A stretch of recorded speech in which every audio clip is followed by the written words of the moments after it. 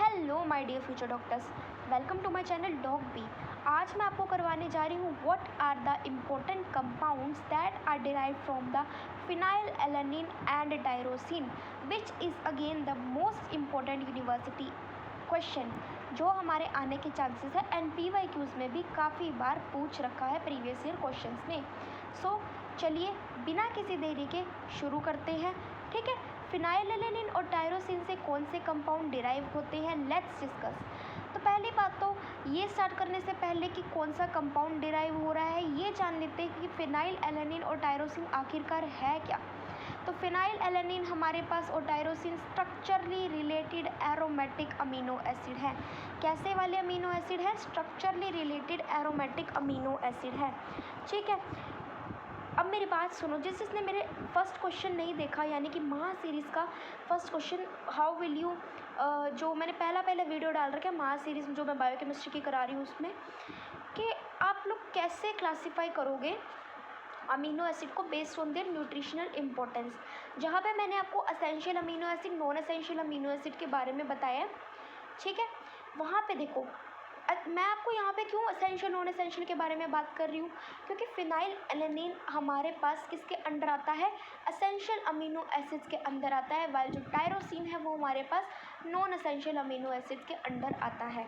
ये दोनों ही structurally related aromatic amino acids है, but phenylalanine is the essential amino acid and the tyrosine is the non essential amino acid. तो यहाँ पे यही लिखा हुआ है, phenylalanine and the tyrosine structurally related to the aromatic amino acid.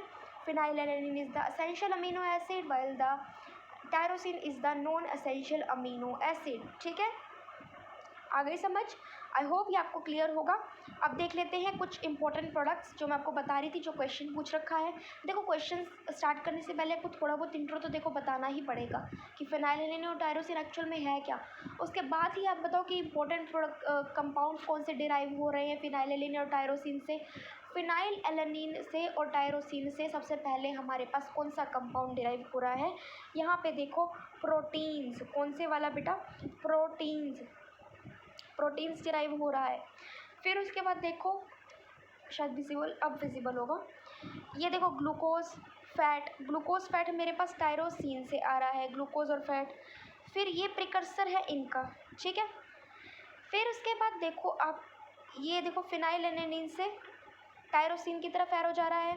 अब tyrosine क्या करता है? मेलानिन की फॉर्मेशन करेगा। मेलानिन कंपाउंड जो होता है डिराइव होता है टायरोसिन से, और जो टायरोसिन है वहाँ से डोपामिन भी आ रहा है, नोरएपिनेफ्राइन भी आ रहा है, एपिनेफ्राइन भी आ रहा है। ये एड्रिनल मेडुला में जनरली मिलते हैं। थायराइड के ग्लैंड के थायरोक्सिन और T3 हॉर्मोन्स आ रहे हैं, ठीक है। अब मेरी बात सुनो, मेलानिन पता है सबको एक पिगमेंट होती है। मेलानिन हमें कहाँ मिलेगा? आँखों में मिलेगा, आई में मिलेगा मेलानिन हमें और कहाँ मिलेगा? स्किन पे मिल जाएगा। और मेलानिन कहाँ मिल जाएगा? हेयर्स यानी कि बालों में मेलानिन मिल जाएगा, ठीक है। फिर उसके बाद देखो आप लोग, ये dopamine central nervous system, CNS लिखा हुआ है, सेंट्रल नर्वस सिस्टम। फिर उसके बाद एपाइनेफ्राइन और एपिनेफ्राइन मैंने आपको बता दिया, एड्रिनल मेडुला।